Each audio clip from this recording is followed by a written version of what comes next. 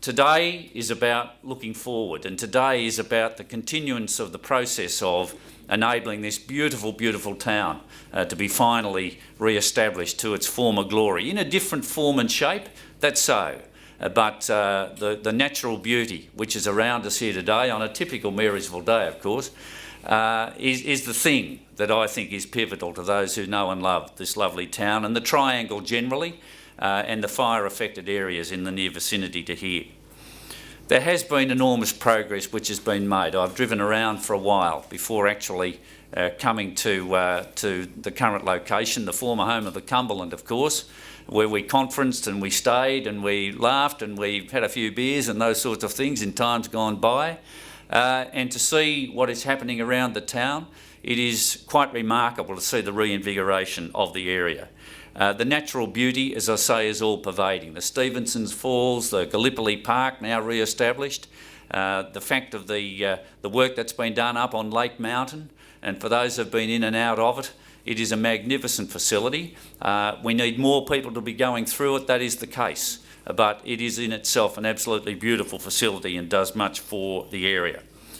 But today is an announcement, I think, which is of pivotal importance for the future of the whole of the region. And without any further ado, it is my great pleasure to announce that the Melbourne Civic City property, in partnership with Toga Proprietary Limited and Metier 3 as the architects, they've been chosen by the government to develop and to operate the new Marysville Hotel and Conference Centre, which will be built on this site, ladies and gentlemen.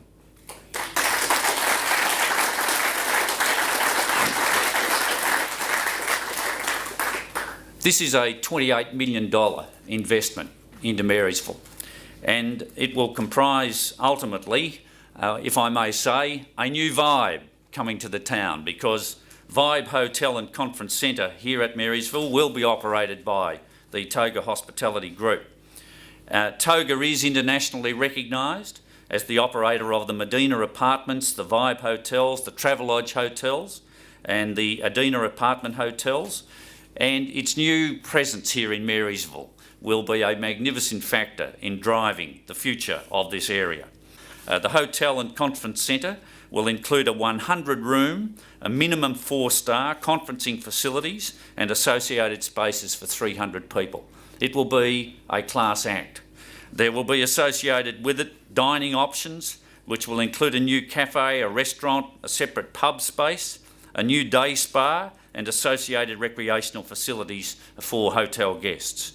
The economics of this are extraordinarily encouraging. About 85 jobs will be created in the construction phase, and that will have a total impact. When finished, the project will have an impact of about $23 million per annum, a regional value of about $9.5 million per annum. And so there's all sorts of numbers here written on these sheets of paper about what this will mean in terms of employment and money. In addition to that, I'm pleased and proud to say the Victorian government is contributing a total figure of $19 million in terms of land and financial contributions to this facility. It's a promise that we made coming into government.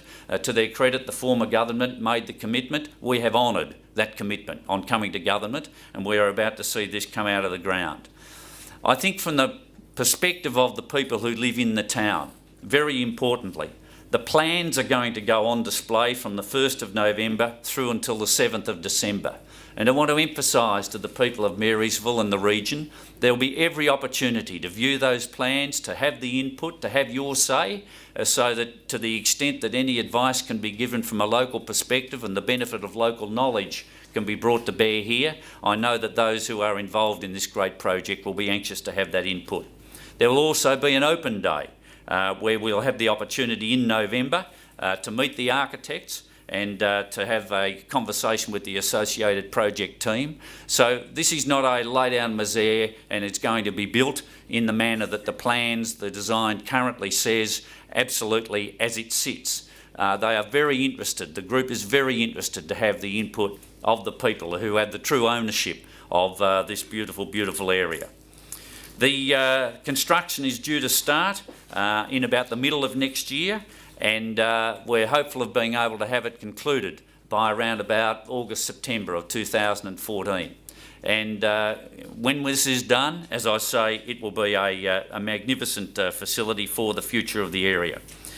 Beyond all that, I want to come back to a theme I mentioned a moment ago, and that is the fires, when they wrought havoc, tested the resilience and the will of so many of you who live here and live in the immediate region. And we as a government, I as Minister, came here in the early days to say that we would stand by you and with you in the re-establishment of your area. And I've met with many of you many times. I see Tony Thompson here but one, but many others when I look around here, whom I've met over the course of my trips to Marysville and to the area, but also when you've been able to come and talk to me at Parliament House. And what we will have from this, as I've said to each of the three gentlemen associated with the development, goes far beyond the bricks and the mortar that will stand in this place. It will be a sign to those who've perhaps been wondering about whether they can really put their hand up and reinvest in this great area. Well, I'm here to tell you, you can. You can do it with every faith, because we have the faith in investing this substantial amount of money in this great development as a true sign. It's all right to talk the talk, it's another thing to walk the walk. And this is a day where I've come to tell you on behalf of the Premier and the government we lead that we are committed to the region to make sure this magnificent development is able to be constructed on site here. We're looking forward to doing it, to have it done, I should say, in concert with the group that has been selected to undertake the task. And for all of you, ladies and gentlemen, who really are, as I say, the true owners of this magnificent region, please take this as a further sign of our faith in the fact that we have in your ability and capacity to see Marysville re-established, and similarly for all the areas within the Triangle and beyond. Thank you so very much. A magnificent day for Marysville, a $28 million development which is going to mean that the area will at long last have a focal point for future conference facilities. All credit to the local people who have reinvested in their different forms of enterprise that do bring people here and provide accommodation. But this will be a new dimension. It will support them and it will bring a brand new audience. It will be a rebirth of what this great town was in the sense of its capacity to attract conferences, and we look forward to this being opened in or about September 2014. What would you say to business people who want to invest in this area? I'd say to anybody looking to invest, get in while you've got the chance. Today is an act of faith apart from anything else on behalf of the Victorian government and the Victorian people that we see a wonderful future for Marysville. And so I am aware that people have sat back just a touch in some instances to see what would happen in time to come. Well, here it is. The time has come. So get in while you've got the chance, invest while you have the opportunity. This has always been one of the great regions of the state, and it's about to be even further returned to its former glory.